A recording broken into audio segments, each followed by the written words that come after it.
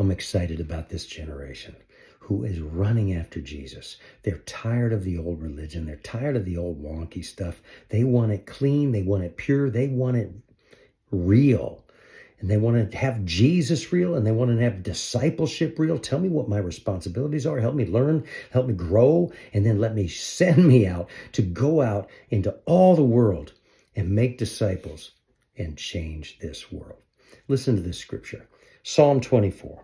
Who may ascend into the hill of the Lord? Or who may stand in his holy place?